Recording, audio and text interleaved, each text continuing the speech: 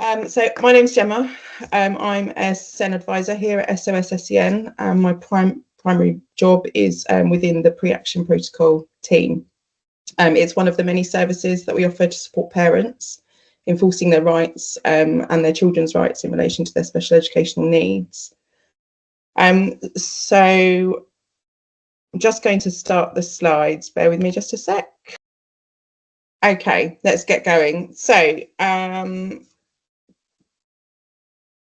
today we are going to just have a good overview of our PAP service, pre-action in general, and judicial review. So we're going to be doing a brief introduction to judicial review. We're going to be talking about the basics of a pre-action letter, reasons people might use pre-action letters, some common issues that pre-actions can address, and the sort of limitations of pre-action judicial review. We'll move on to talking about our service specifically, the application process, the contents of the letter, the process of delivering the letter, and what comes after. Then at the end, we will have a short quick question and answer session. I'm just going to ask, please don't ask me to assess viability of an individual case during the webinar. Firstly, we prefer you didn't put all of your details in the chat. You can type your questions in the chat as we go if it's something you think of. If you want to ask a very general question about whether or not an issue is likely to be viable, I can answer that, but I can't assess viability during this webinar. We also have a question and answer session on Facebook Live tonight. I think it's at 7 o'clock. You could probably ask some more specific questions there if you want, and I will be there tonight as well. I think that's all I needed to remind. Is someone there? Oh, lovely, thank you.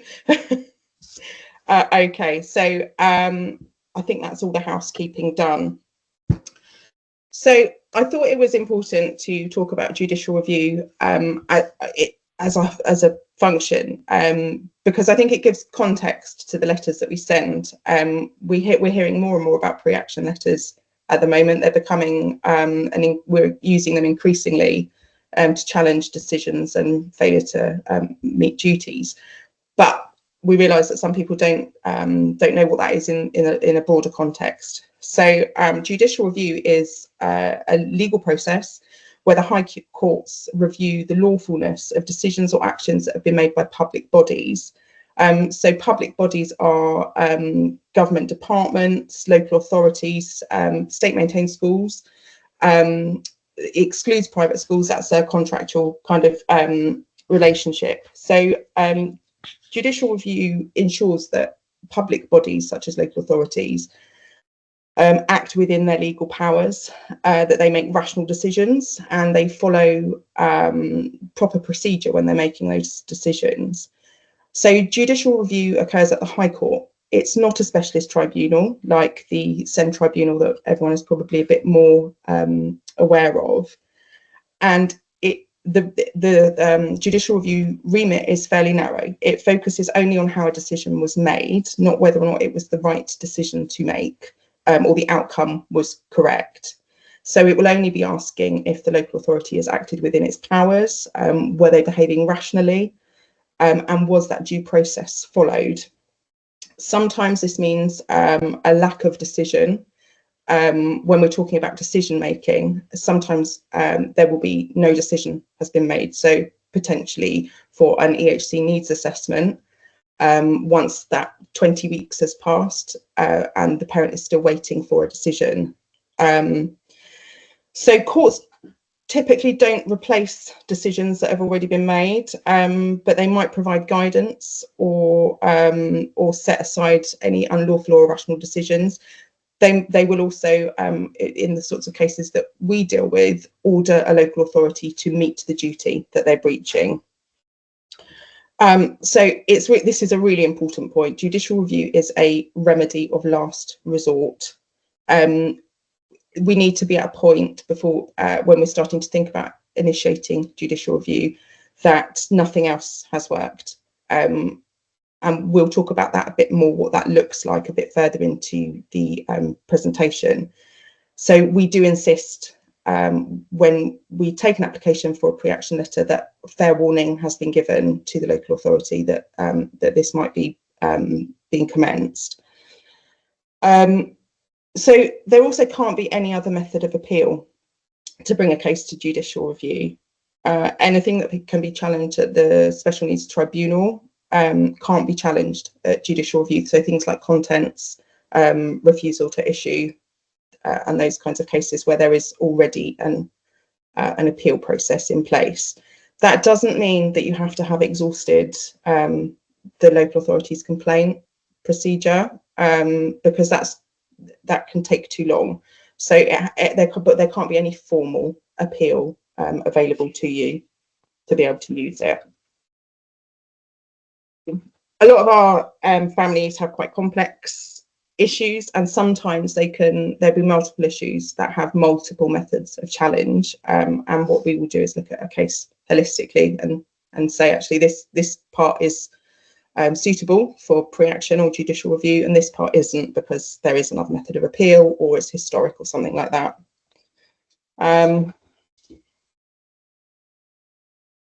Okay.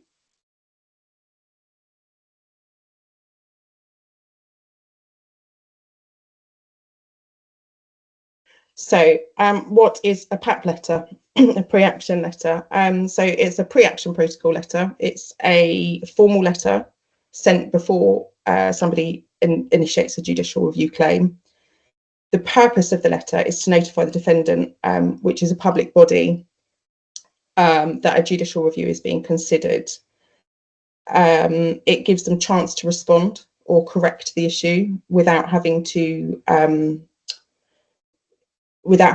go to judicial review, and it also lets them know the case against them, which is a really important part of bringing any kind of cases, that the person that you're bringing it against must know what the problem is. It's a required step. It's part of the civil procedure rules that are the rules that govern civil courts. So you can't start judicial review without having warned using a pre-action letter, except in very, very exceptional circumstances, which never apply in the cases that we see. So why might we send one? The purpose really, and what we like to, sorry, I'm just telling you something that's distracting me. Bear with me just a second. What we're really hoping for when we send pre-action letters is to resolve the issue. Nobody wants to go to judicial review, and it might be that we're asking the local authority to withdraw the decision, or it actually more likely is that we're asking them to comply with their statutory duties. Most of the letters that we do are to do with breach of deadlines, which are fairly simple to resolve. The letter will also clarify the dispute and narrow those issues down. So particularly in more complex cases, if there's a failure to provide something that is in section F of the HCP, the letter will lay out exactly what that is and ask the local authority to meet their duty and start to provide that thing. Part of judicial review and the pre-action process is it's intended to encourage cooperative resolution without the need to go to court. It's a step that really does reduce the need to take it all of the way. The letters are required to contain provision for alternative dispute resolution, or ADR. So in some cases it's just not appropriate. There might be nothing to talk about. There might be no need for mediation. So if it's a very, very clear breach, but it still needs to be referenced in the letter. And one of the I think the most common reasons that we issue a PAP is actually just to secure appeal rights. Statutory decisions generally bring about a right to appeal. So when you receive your final EHCP, you will also receive a letter that says, if you are unhappy with the contents of this, you can appeal it. If a decision hasn't been made, no right to appeal has been given. So it leaves the parent and the young person or child in a position whereby They neither have a decision or any right to appeal a decision, and sort of stuck in this purgatory. And so this could be for things like refusal to assess, refusal to issue, where those deadlines have been breached and the parent has been left without anything and no right to appeal. So it is one of the reasons that these letters can be really effective, is to move it on to the next stage.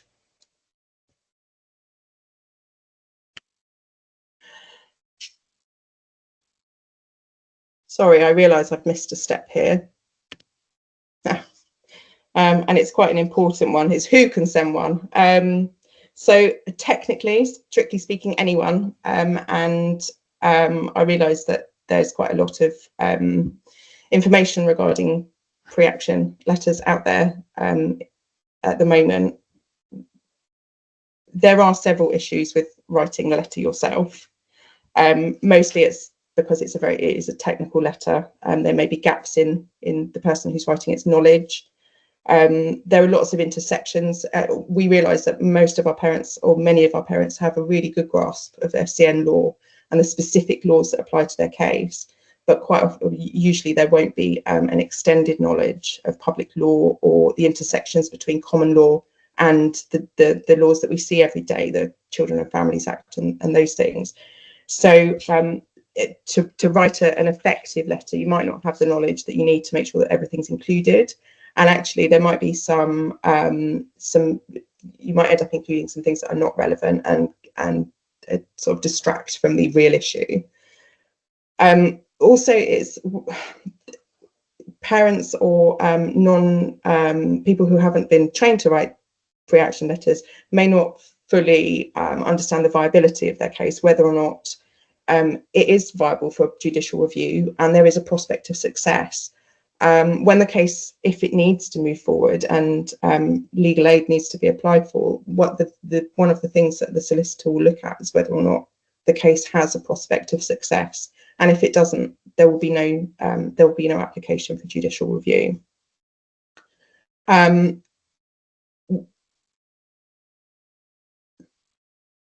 Another reason that we don't recommend that people write their own letters is that letters have to be compliant with the pre-action protocol. There is a specific set of instructions, things that the letters absolutely must include. If the letter doesn't include one of those things, it may well have to be rewritten later down the line, which will have cost implications and time implications as well. And lastly, the effectiveness of the letter. The letters go to the local authority's legal department. If a solicitor reads a pre-action letter that's been poorly written or doesn't include everything it should include, it's very unlikely they'll respond. So when we write our letters, we make sure that everything is included in the hopes that we'll get a response. There has been quite a lot of people have been asking recently if AI, ChatGPT or something like that might be useful for writing these letters. We would advise strongly against using AI to write a pre-action protocol letter. The letter is unlikely to be accurate enough to meet the standards. The other thing is the person using the AI is unlikely to have enough knowledge to check whether or not it has produced an accurate letter. And quite recently, there has been a case in court whereby a solicitor left some false citations that AI had included into their evidence, and they've been penalised for it. The judge at the court made some quite harsh comments about the use of these things. It's a very formal legal procedure. So including cases that are not relevant, or actually in this case, there were cases that didn't exist, is quite dangerous territory. So we would just advise against it. That's not to say that it's not useful for other things, but for this specific thing, we would advise against using AI. So obviously the best case scenario for who to write your letter is a solicitor. This, however, is expensive. Pre-action letters are generally not covered by legal aid. So this is where we come in. We are affordable, experienced. Everyone that writes letters in our organisation has been trained to do so the letters are accurate. We all have specific knowledge of this area of law, and the letters are all checked by our legal officer and solicitor, Eleanor, who has 25 years experience in education law. So yeah, let's move on. So some of the common reasons that we might issue a PAP. Now, this list is by no means exhaustive. There are many, many, many reasons that a pre-action letter could be issued. But some of the more common ones that we see, and presumably people here today to sort of find out what sort of things we generally address using these letters. So the first one, and probably the majority of our letters, are failure to adhere to statutory deadlines. A lot of these deadlines are set out in the Children and Families Act and the SEM regulations. So, for example, the 20-week deadline for an EHC needs assessment, the 12-week deadline for annual reviews, finalising phase transfer reviews by the statutory date or dates, and perhaps moving to a new local authority where a local authority has failed to take that plan over in time. So we are, with those letters, always asking the local authority to complete the process by either issuing a decision if it's an assessment, or by finalising a plan and granting those appeal rights, as we mentioned earlier. One of the common letters that we write at the moment is regarding EP delays and lengthy delays in the needs assessment because of lack of educational psychologists. This is a letter that we is slightly different from our other letters in that we ask the local authority to agree to a timeline rather than rectifying the breach immediately, because it wouldn't be reasonable to say to the local authority, you have to do this within 14 days, because there are other provisions in the law. For example, the report writer needs 6 weeks to be able to, they have 6 weeks. So we lay out a timeline and we ask the local authority to commit to that timeline. But for most other things, we'd be giving them a shorter deadline and say, you need to rectify this within this amount of time, please. Another one that we do frequently is, so the next two, these are sort of, there's some intersection here. So failure to deliver SEP in section F and the failure to secure full-time education in section 19. They're different duties. The failure to deliver SEP is a duty to children with an EHCP. And that, what is contained in section F might, the child might be in school and it hasn't been provided, in which case it's a fairly simple letter that says, it lays out, this is the provision that is in section F and you are not providing it, please do so. Sometimes, and more frequently, we now see children who are out of school or not attending school for whatever reason. And this is where these two duties sort of intersect. So if the child has an EHCP, we are likely, by virtue of them not being in school, we're looking at both duties. And if a child does not have an EHCP, they are still covered by section 19 of the Education Act in some circumstances. I'm being quite careful with my words here because this is, it's very circumstance dependent.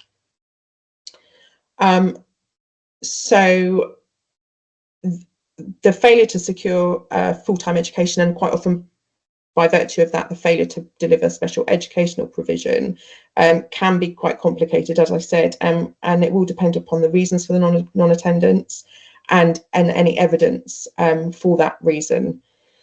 This is slightly different as from some of the other letters, as the breach isn't always clear, and there will quite often be a conflict between the local authority's interpretation of the duty and the parents' interpretation of the duty. So we get quite a few applications for letters like this. If this is something that you are looking at, if you're a parent in this situation, we will assess the case individually, but really the evidence that they cannot attend school does have to be quite strong. It's not something I'm going to go into huge amounts of detail in now, but the option is available. But it is perhaps one of our more complicated scenarios. Transport application refusals we do from time to time, and this is a bit different from the others again, in that usually a decision has actually been made, and the decision is to not provide transport. Quite a common reason for this is that the local authority doesn't have, or says they don't have the duty to do so if the child isn't of compulsory school age. But local authorities are not allowed to impose blanket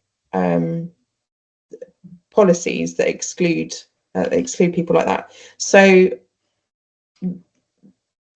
we will be challenging a decision that's been made unlawfully in that case. And again, it's very circumstance specific, but we do them. And also failure to implement tribunal decisions and consent orders. This one is incredibly frustrating because a lot of the time when we're issuing a letter like this, the parent has already been through a protracted appeal process. And the local authority has had 5 weeks to issue the new HCP with whatever that the result of that appeal, and has failed to do so. So we can, in that circumstance, issue a pre-action letter asking them to do that. Okay. So in terms of our service and what we offer here at SOS SEN, that we have a team of PAP writers. Previously, we were part of something called the PAP Project, which is an initiative supported by Garden Court and Doughty Street Chambers that supported charities such as ourselves to write pre-action letters, sort of increasing access to justice for people that didn't have the means to pay for one. So at that time, it was the letters were funded free to our service users for certain issues. That project has now ended, and we no longer receive funding for our letters. But we are continuing to offer this service. Some of the letters may be free, and the rest of them will be subsidised and significantly cheaper than using a solicitor. So prior to applying, we have we have a checklist, and these things are really important before you apply. We receive a large number of applications, and not all of them are viable. Everything is assessed for viability before we get going. But just to make sure that your case is viable, we suggest you follow the checklist. The first thing is it has to be a current issue. Pre-action is not available, or judicial review is not available for historic issues, particularly if the issue has been resolved or partially resolved. So it's not a place for challenging a failure to do something previously, which you're now seeking some kind of compensation for, in terms of whether that's financial compensation or whether it's the provision that had been missing or something like that. Those are issues for the local authority's own complaints and potentially the ombudsman, the local government ombudsman. Excuse me. So when we say a current issue, so judicial review must be brought promptly and within 3 months. There are some circumstances where it may seem like it's been longer than that, but if it is an ongoing breach, so for example, a failure to complete the EHC needs assessment would be considered an ongoing breach. So that could have been going on for 9 months or something, and you would still be able to bring judicial review. You must have standing, and it must be a public body. This one is almost always satisfied. Standing just means you have sufficient interest in the matter. So it just means that you can't bring judicial review for something that doesn't involve you. So generally speaking, our pre-action letters are written on behalf of parents for their children. So there is certainly standing. And public body means any organisation or body that is governmental in nature. Sorry, I'm getting loads of questions coming up. I'm trying to ignore them. I will answer all the questions at the end if I can. In general, it will be a public body because it's most likely going to be a local authority. Sometimes it may be a school or college. Those ones everything is obviously assessed on its merit, but there's always a danger if you're issuing pre-action to a school or something that you might damage a relationship. So okay, so you must have exhausted all other methods of resolution, and it has to be for this specific issue. So we recognise that parents quite often, by the time they reach us, are at the very end of their tether, and a lot of issues have come before. But where pre-action is concerned, we can only deal with the issue that we are talking about and that is viable for pre-action. And you have to have exhausted all other ways of resolving the issue before we can act. As we said earlier, judicial review is a remedy of last resort. So we need to have seen that there's been emails, telephone calls, escalation to case managers and things like that. Sometimes level 1 complaints. You need to have done everything reasonably possible. Sometimes this means the viability of the letter can change during the process. If the local authority responds during the process and there is an indication that they're going to put the issue right, we won't be able to send the letter for a little while. We have to give them every opportunity to resolve in the interests of being reasonable.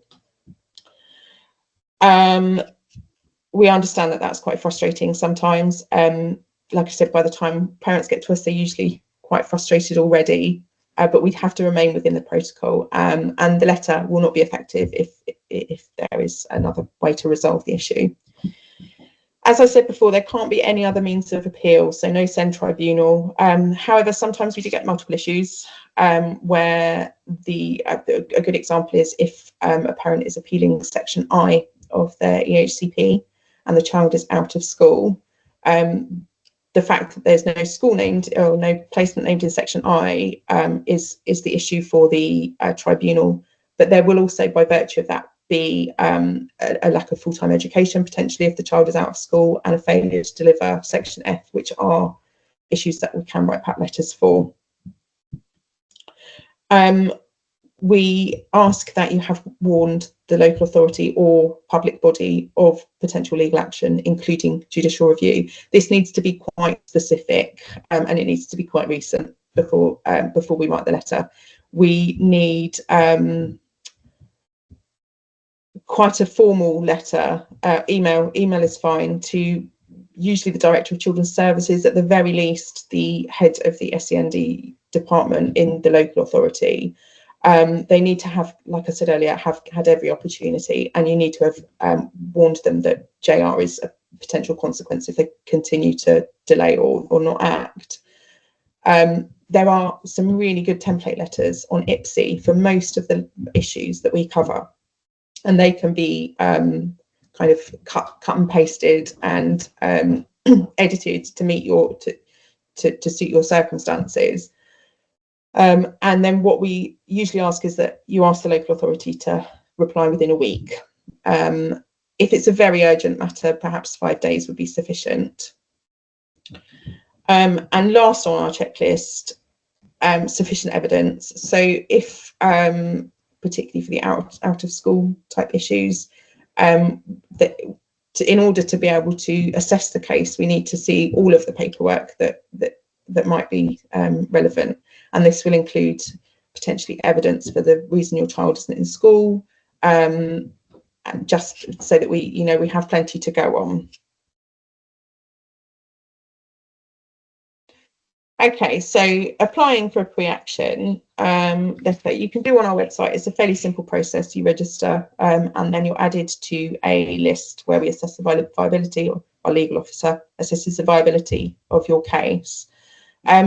For it to be dealt with as quickly as possible, just please include all of the information and a really good, concise timeline with dates. It helps us enormously. Pre-action letters can take anywhere from between an hour to 3 weeks to write, and it's almost always dependent on what the writer has in front of them. As an example, I wrote a letter yesterday morning in around about an hour because the parent had provided a very concise timeline with dates, the person they spoke to, and the result of that conversation. The piece of paper also had the names of the case officers, all of those kinds of things. So it made it really easy for me to add that background into the letter without having to search through lots and lots of paperwork or keep contacting the parent back and forth. So this, it could include letters and communications from the local authority. It could include documents.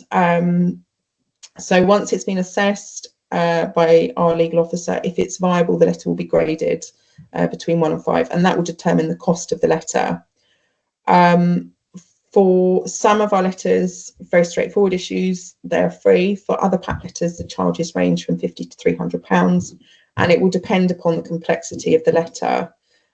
Cost is never a barrier to receive our support. If you are in financial hardship and you desperately need a letter, please reach out to admin, and we will see what we can do. We don't give waiting times. If your case is particularly urgent, you can let us know that it is. But writing letters will always depend upon the availability of our volunteers and the staff that write them. So if the best way to help it go through as quickly as possible is to provide all of that info, so that when the person who does pick it up does so, they can write it nice and quickly. So once the letter is drafted, it is sent to you to check the details to make sure that everything is accurate. These letters do need to be very accurate, and it also needs you need to agree with what it says. Some of it will be legal provision and things like that, but there will be a huge amount of background in there as well, and obviously dates of birth and addresses and things like that will need to be nice and accurate.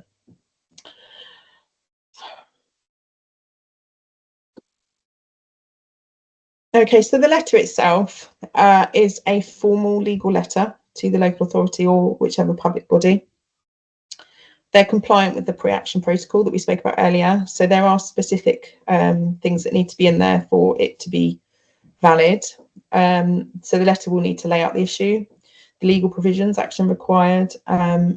It will have some background. There'll be application of the law to explain exactly why this is being challenged, and it will make reference to the alternative dispute resolution, the ADR, which I spoke a bit about earlier. The letter does require a response within the protocol, usually within 14 days. The protocol itself, I think, says something like reasonable, and 14 days is held to be reasonable in most cases. This can be shortened to 7 if the issue is extremely urgent or if there has been an extreme delay. But we try not to do this in the interests of reasonableness.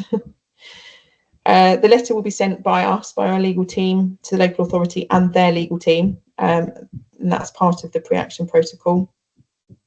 And parents will be kept informed at every stage throughout the responses and things like that. So the outcome of the letter, we do have a high success rate, particularly for breaches of deadlines. Oh, sorry. For breaches of deadlines, local authorities don't want to go to JR.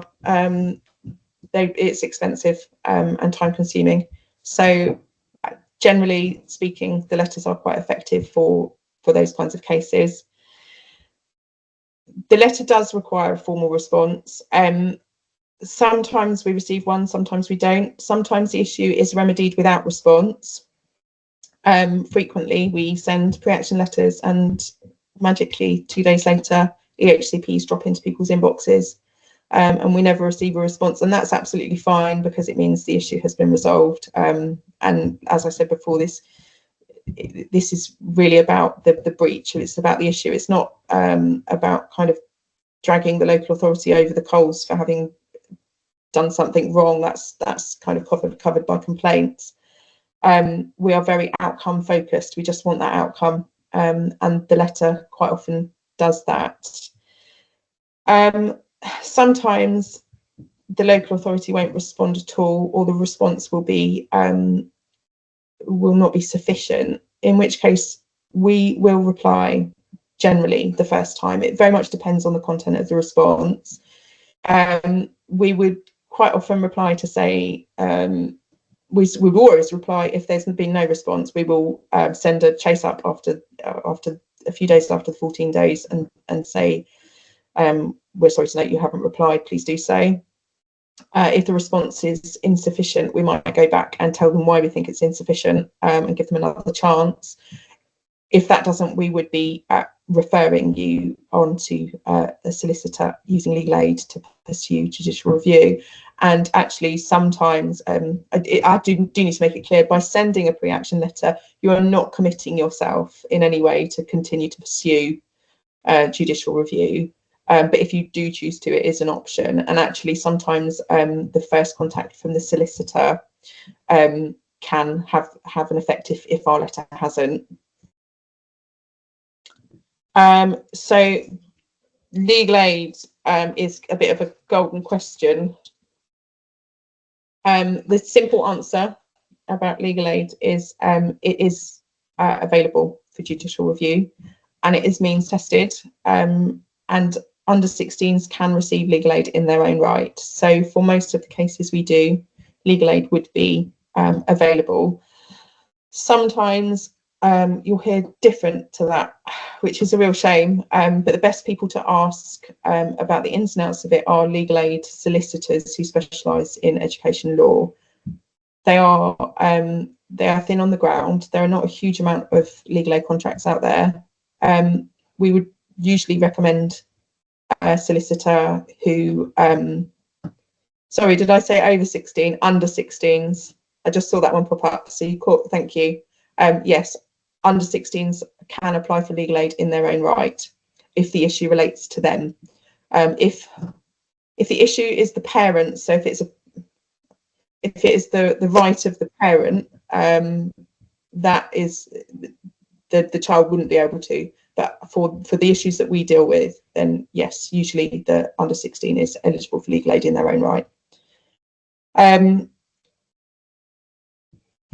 I can see some legal aid questions coming up. I'll get to them in a minute. So yes, just a very basic response first then. Yes, legal aid is available for JR for under 16s in their own right. PAP letters are generally not covered by legal aid, which is why we write them, because they can be quite expensive. In some cases, legal aid will cover legal advice and support, which would cover a PAP letter. In terms of the kinds of solicitors, you would need someone with a legal aid contract, and it doesn't necessarily have to be an education lawyer, an education solicitor. For some of the more complex cases, we would say absolutely it's imperative that you find someone that has got a really good knowledge of education and special educational needs law. But for some more simple things like a breach of statutory deadlines, a public law solicitor will easily be able to manage that case. So I think that's probably just about everything that I had. Thanks to everybody. I hope you found that helpful. Like I said, if you've got any more questions, I am back on the Facebook chat at 7, I think, tonight, I hope, because that's the time of the diary. Otherwise, please do reach out to admin with any questions, or to the hello@SOS-SEN email. So that's all. Thank you.